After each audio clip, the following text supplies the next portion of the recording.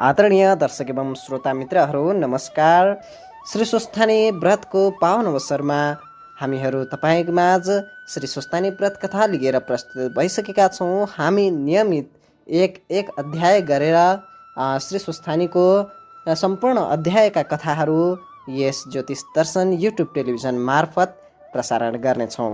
त्यसै गरी अब हातमा फुल अक्षता ज्योति लिएर नमस्कार गर्नुहोला।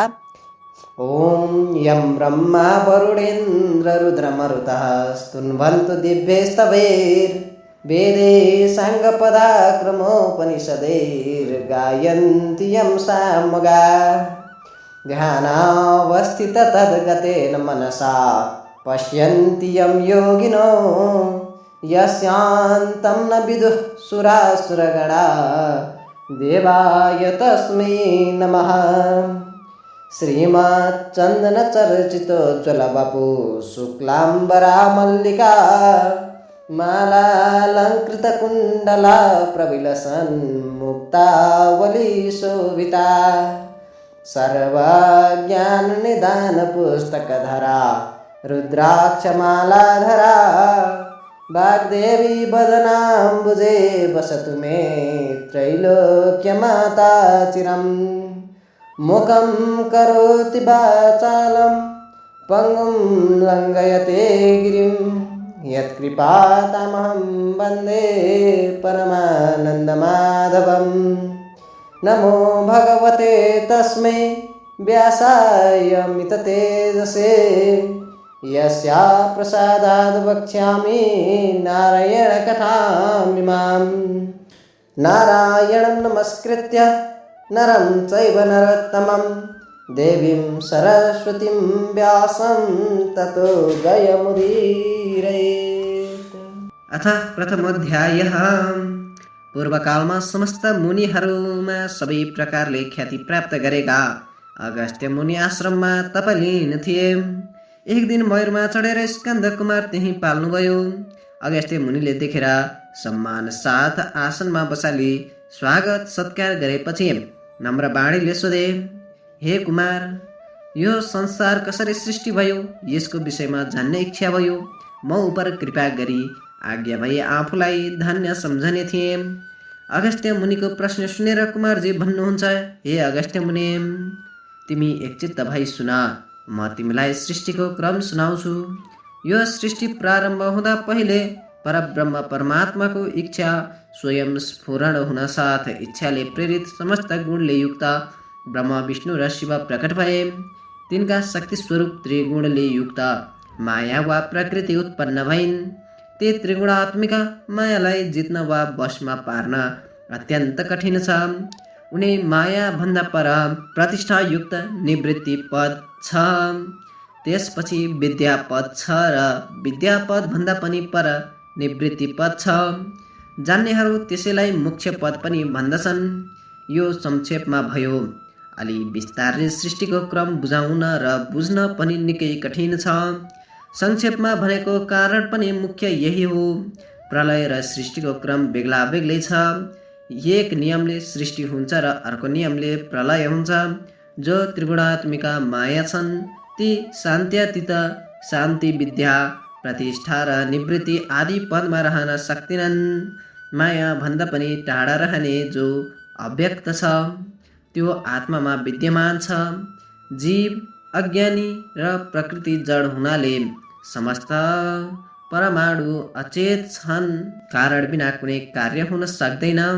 यसै कारण जगतको अधिष्ठाता परमात्माको इच्छा बिना कुनै कार्य पनि हुन सक्दैनन्। यो कुरा वेद शास्त्रले स्वीकारेका छन् तापनि वेद वेदान्त आदि शास्त्रमा सबैको गति नपुग्ने हुनाले सबैलाई तुरुन्त निश्चय हुन सक्दैनन्। त्यसै कारण जन्म मरण रूपी बन्धन नछुटेर त्यसैको सुख दुःख केवल अनुभव गर्ने जीवद्वारा यो संसारको क्रम चलिरहेको छ। यो क्रम कल्प कल्पको भेदले भिन्न भिन्न झैँ देखिने हुँदा अनेकौं कल्पमध्ये केवल पद्म कल्पको मात्र वर्णन गर्दछु। ब्रह्मा विष्णु र शिव एक हुन्। यिनमा सानो र ठुलो भन्ने भेद छैन। हे मुनि, सृष्टि गर्ने चतुर्मुख ब्रह्मा, पालन गर्ने विष्णु, संहार गर्ने रुद्र हुन्। विष्णु र शिवका आयुको अवधि वा प्रमाण छैन। ब्रह्मको 100 वर्ष परमायु कहिन्छ। उनको प्रथम 50 वर्षलाई परार्ध भन्दछन्। 100 वर्ष पुगेपछि उनको पनि नाश हुन्छ वा प्रलय हुन्छ। प्रलय भएपछि समस्त संसार र यसमा रहेका वस्तुहरू केही पनि रहन्न अनि ईश्वरद्वारा अर्को सृष्टिको क्रम आरम्भ हुन्छ। यो नयाँ सृष्टि पनि अगाडि जुन क्रमले चलेको थियो सोही प्रकारले चल्न थाल्दछ। प्रलय चाहिँ अनेक प्रकारले हुन्छ। ब्रह्माको घर गृहस्थी सबै छ। उनले पनि खानु सुत्नु पर्दछ। उनी बस्ने लोकको नाम सत्यलोक हो। प्रातः काल हुँदा उनले सृष्टि गर्दछन्। उनको एक दिनमै सत्य, त्रेता, द्वापर, कली 4 युग 72 पल्ट घुमिसक्छन्। रात परेपछि प्रलय गर्दछन्। यही क्रमले जब ब्रह्माको 100 वर्ष पुग्दछ तब महाप्रलय हुन्छ। त्यस महाप्रलयपछि फेरि पहिले जस्तै रजोगुणले युक्त ब्रह्म उत्पन्न गराई अहङ्कार र पञ्च महाभूत, ज्ञानेन्द्रिय, कर्मेन्द्रिय, पञ्चतन मात्रा, शब्द, रूप, रस, गन्धले युक्त एउटा अण्ड उत्पन्न हुन्छ वा बन्दछ। त्यो अण्ड ब्रह्ममय हुनाले त्यसको नाम ब्रह्माण्ड रहेको हो। त्यही अण्ड फुटेर 2 भाग भएपछि एक भागको प्रकृति र अर्को भागको पुरुष बन्दछ। त्यसैबाट प्रथम सृष्टि चतुर्मुख ब्रह्मा भए। पालन गर्ने अन्यत कोटि ब्रह्माण्डका स्वामी विष्णु भए। संहार गर्न महारुद्र भए।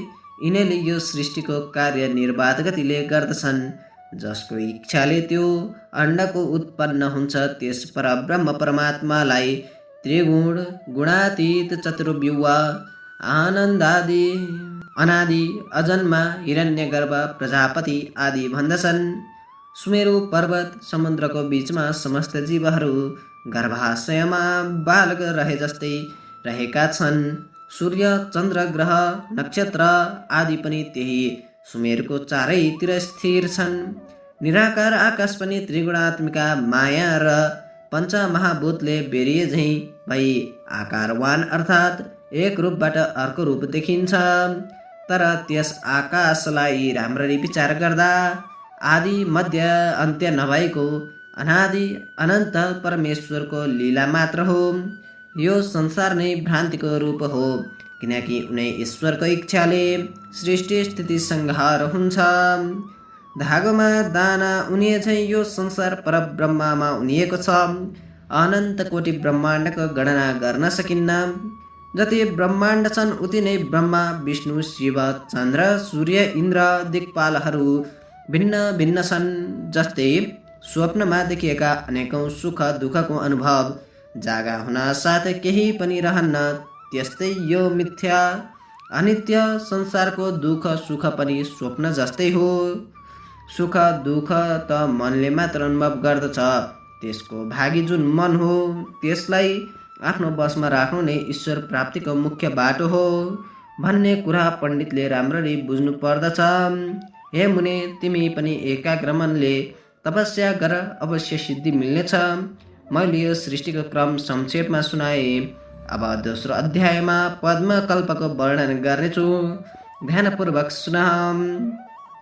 इति श्री स्कंद पुराण केदारखण्डे माघ महात्म्ये कुमार अगस्त्य संवादे श्री स्वस्थानी परमेश्वर्या व्रतकथायां सृष्टिक्रम वर्णनं नाम प्रथम अध्यायः। उपनयत मंगलम वहा सकल जगन मंगलालय श्रीमान दिनाकर किरण निबोधिता नव नलिन दल निवेक्षण कृष्ण काले वर्षन्तु पर्जन्य पृथिवी शशिशालिनी देशोऽयं क्षोभरहितो ब्राह्मणाः सन्तु निर्भया अपुत्राः पुत्रिणः सन्तु पुत्रिणः सन्तु पौत्रिणः निर्धनाः साधनाः सन्तु जीवन्तु शरदां शतं तत्रैव गंगा यमुना च तत्र गोदावरी सिन्धु सरस्वती च तीर्थानि सर्वाणि वसन्ति तत्र यत्र चितोदारकथा प्रसंगा या कुन्देन्दु तुषारहार धवला या शुभ्रवस्त्रावृता या वीणावरदण्डमण्डितकरा या श्वेतपद्मासना या ब्रह्माच्युतशङ्करः प्रभृतिभिर्देवैः सदा वन्दिता सा मां पातु सरस्वती भगवती निःशेषजाड्यापहा कायेन वाचा मनसेन्द्रियैर्वा बुद्ध्यात्मना वा प्रकृतिस्वभावात् करोमि यद्यत् सकलं परस्मै नारायणायेति समर्पये तत्।